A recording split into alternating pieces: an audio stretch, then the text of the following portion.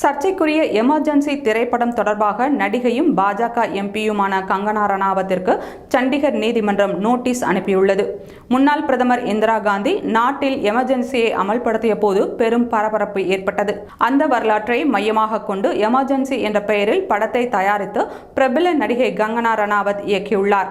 இந்த படம் செப்டம்பர் 6ஆம் தேதி வெளியாகும் என்று அறிவிக்கப்பட்டது.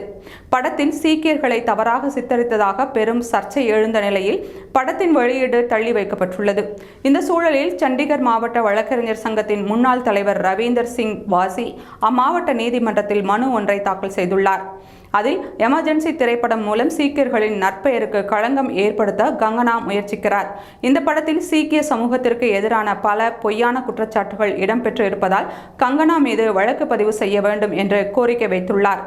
அதை விசாரித்த சண்டிகர் நீதிமன்றம் இது தொடர்பாக பதிலளிக்க எமர்ஜென்சி திரைப்படத்தின் இயக்குனர் கங்கனா ரணாவத், திரைக்கதை எழுத்தாளர் ரிதேஷ் ஷா மற்றும் இந்த படத்தை கங்கனாவுடன் சேர்ந்து தயாரித்த ஜி ஸ்டுடியோஸ் நிறுவனம் ஆகியோருக்கு உத்தரவிட்டு வழக்கு விசாரணையை டிசம்பர் 5ஆம் தேதிக்கு தள்ளி வைத்தனர்.